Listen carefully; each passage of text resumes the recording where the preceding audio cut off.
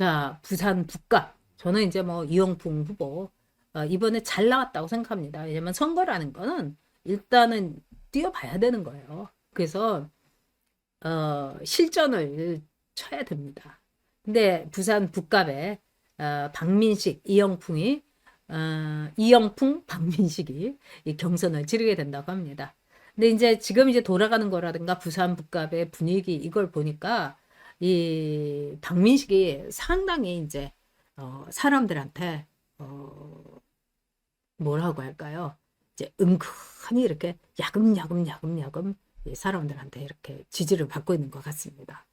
그래서 이 부산 북갑에 한동훈이는 매일매일이 개망신의 일기를 쓰고 있고, 그리고 북갑 분들이 자가 끝까지 완주하겠노? 이렇게 본다는 거예요. 왜? 이제 지금 3등 하고 있잖아요. 그 여론조사 이런 데도 여러 가지 이렇게 나온 여론조사에.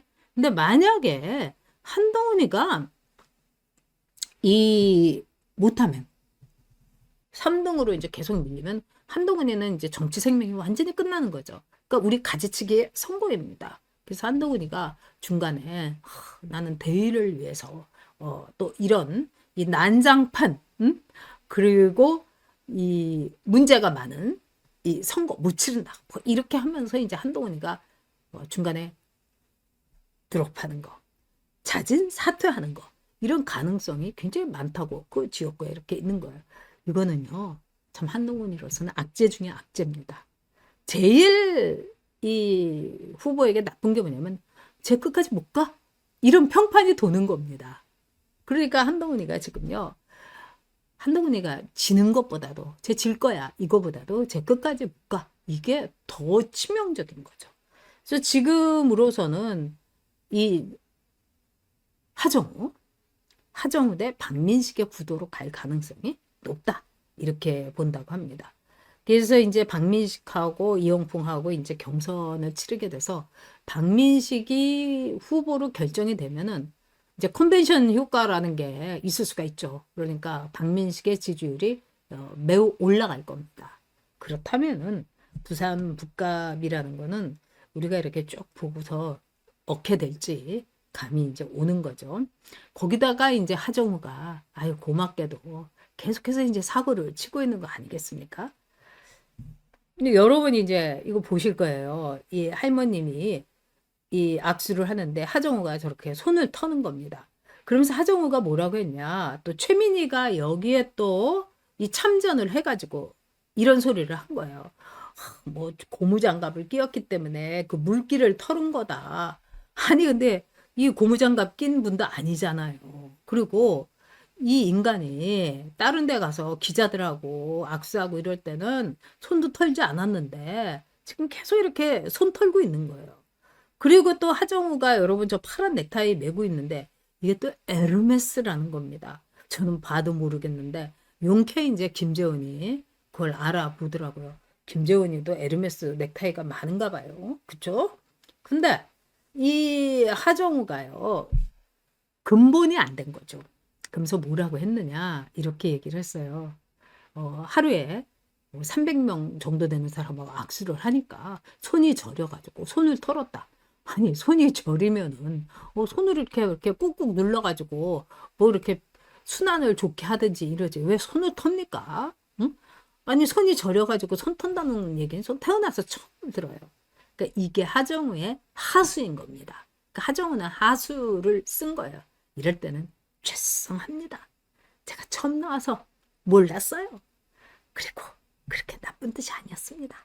죄송합니다. 이러면서 깔끔하게 끝내야 되는데 이제 하정우가 모질이죠. 그래서 하정우가 이 선거판에서 이렇게 스타트 끄는 걸 보니까 이제 두고두고 이런 일들을 실수를 할 겁니다. 이 선거운동 하는 것도 여러분 쉽지 않아요. 사람들하고 악수하는 모습이라든가 눈 맞추는 거 뭐 굉장히 어렵습니다. 그리고 300명 정도 하고 악수를 해서 손이 저리다? 이러면 그런 체질이면은요. 선거 나오면 안 돼. 보통 선거 때가 아니더라도 제가 이제 영등포 갑에서 이 지역구 하고 뭐 이렇게 되면은 토요일 일요일에 행사 이런 거 많거든요. 그러면은 보통 하루에 2,000명하고 악수를 합니다. 그래도 멀쩡해요. 뭐 주말에 2,000명 해서 4,000명하고 악수하는데, 물론 이제 개 중에는 그냥 제 손이 으스러져라하고 이제 막 잡는 분도 계시고. 근데 그러면 고맙죠. 왜냐면 그만큼 이제 꿋꿋한 그리고 굳건한 지지를 보내는 거니까요. 아무렇지도 않아요. 그리고 이제 선거 때는 뭐 10,000명하고도 이 약수를 하고 그럽니다. 그러면은 집에 돌아와갖고 이렇게 먼저 이렇게 찬물에다가 이렇게 두 손을 이렇게 담그고 꼬물꼬물꼬물 하고요. 그 다음에 이제 왜 이 손 마사지를 이렇게 그 합니다. 그리고 정 아플 때, 손이 이렇게 너무 아플 때, 그거는 선거하다 보면 누구나 겪는 거죠. 그러면은 이제 정형외과 같은 데 가고 이렇게 파라핀 있죠, 여러분? 파라핀에다 이렇게 담그고 이렇게 하면은 즉각적인 효과가 나타납니다. 그래서 막 손이 부들부들해져요. 그리고 이렇게 그리고 그 정도는 각오해야 됩니다. 그러니까 선거운동은 체력이에요. 근데 겨우 300명하고 손 잡았다고 해갖고 손이 저린다? 그래서 또 손이 저린데 이렇게 막 부드럽게 이렇게 마사지 하는 것도 아니고 손을 털었다? 이거는 대악재 스타트인 거예요. 게다가 에르메스 넥타이를 메고서 시장을 돌아다닌다? 아까 요즘 사람들은 참, 저는 사실 그런 거 에르메스 넥타이 이런 거 보고도 모르는데 요즘은 그 명품의 이 뭐라 할까요? 보통화, 대중화가 이루어졌기 때문에, 그리고 에르메스 넥타이를 딱 메고 나왔다는 거는 하정우의 생활이 어떻다는 걸 아는 거 아닙니까?